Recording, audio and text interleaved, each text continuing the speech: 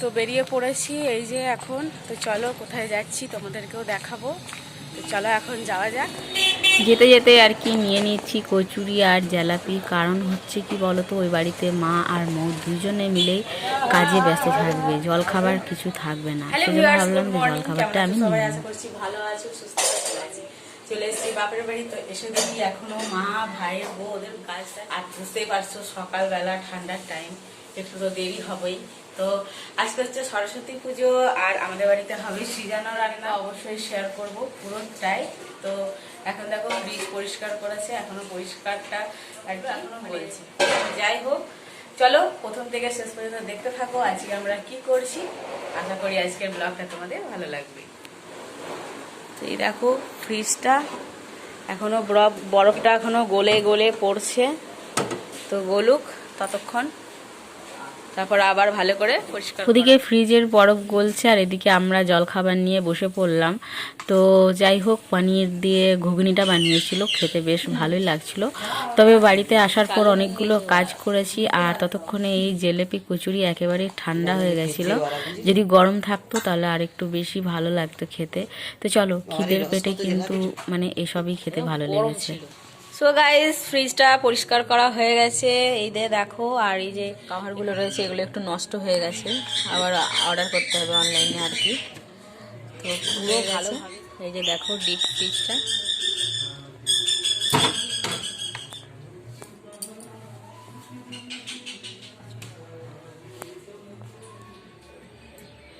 দেখো গাইস, সব সবজি ধোয়া হয়ে গেছে, এবার আমাদের কাটার পালা। বসে পড়েছে সবজি নিয়ে।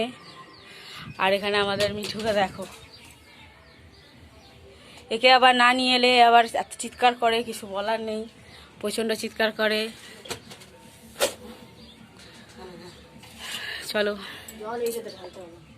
এখানে ভাবছি কোথা থেকে শুরু করব, এতগুলো সবজি মানে কাটতে হবে।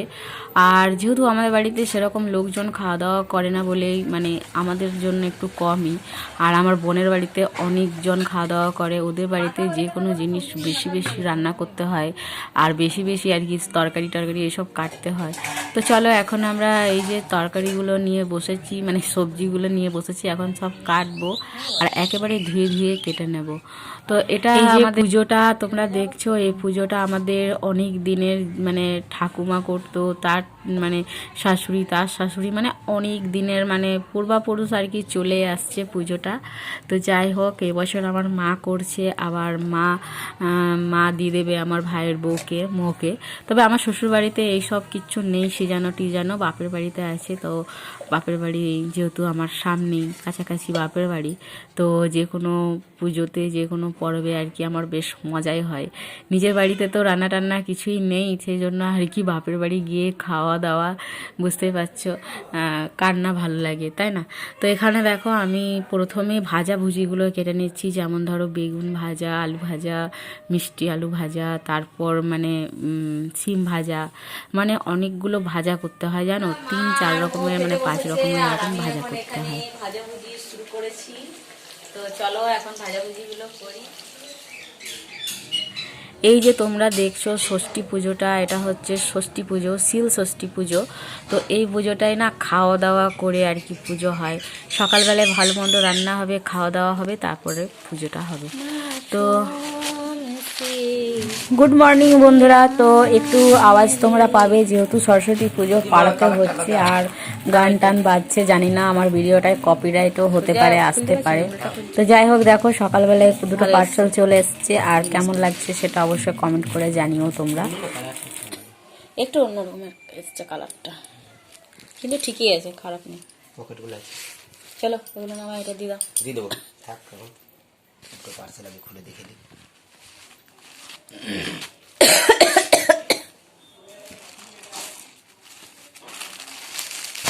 লা, ভ্যালেন্টাইন ডে গিফট পেয়ে গেলে আর আমাকে কিছুই দিলে না। তোমারটা ক্যান্সেল হয়ে গেলে তো কি করবো? ক্যান্সেল হয়ে গেলে, তুমি মনে হচ্ছে অর্ডারটা করেছিলে।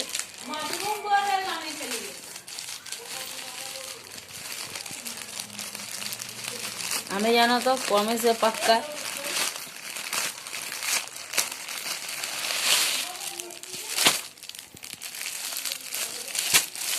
এটা ইয়ে করেছে রিপ্লেসমেন্ট, এই জন্য এটা এসেছে। লালা খুলো খুলো। এটা ওই এর সঙ্গে দিয়েছে।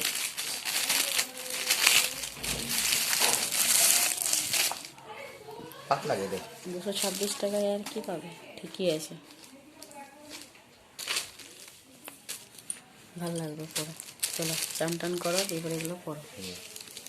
এটা এখন আর টাঙাবার দরকার নেই, টাঙিয়ে রেখে দিই, পড়বো কিছু। তাহলে ভ্যালেন্টাইন ডে গিফট পেয়ে গেলে তো? Black day. আর এটা দিয়ে দাও।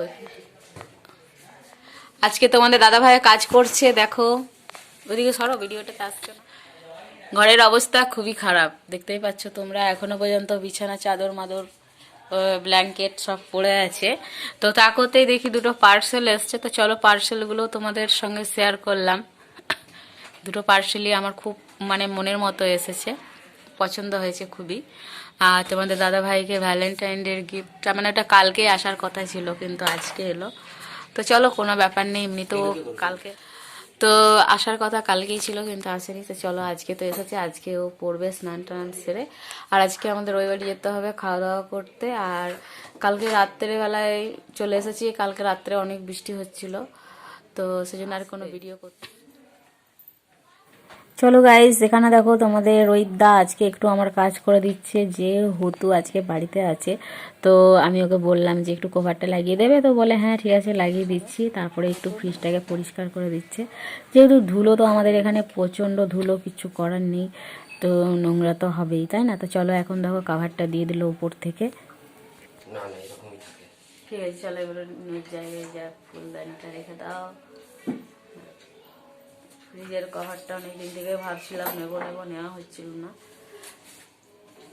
এবার ঠিক আছে। বান্দরকে ঝুলাই দিই। বান্দুর তুমি ঝুলাই দাও।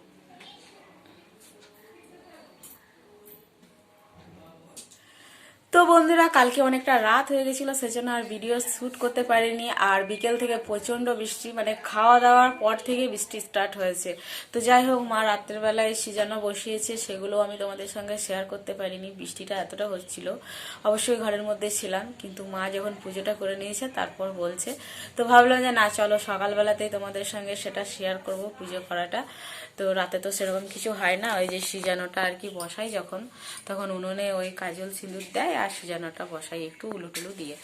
তো যাই হোক, এখন আমরা বাড়িতে আছি, আর কালকে বৃষ্টিতে ভিজে ভিজে বাড়ি এসেছি, কারণ তোমাদের দাদাভাই ওই বাড়িতে একেবারেই থাকতে চায় না, ও মানে যতই রাত হোক বাড়ি আসবে। তো চলো এখন আমরা রেডি হব, তারপর আমরা বেরোবো, আবার ওই বাড়ি যাব, ওই বাড়িতে আজকে খাওয়া দাওয়াটা আছে। তো ঠিক আছে চলো, আজকের ব্লগটা আমি এখানেই শেষ করে দিচ্ছি। আবার নতুন ব্লগ দেখবে তোমরা কালকে, আর এই ব্লগটা আজকেই চলবে, আজকেই তোমরা দেখতে পাবে। তো চলো দেখা হচ্ছে আবার আরেকটা নতুন ব্লগের সঙ্গে, ততক্ষণের জন্য সবাই খুব ভালো থেকো, সুস্থ থেকো, টাটা।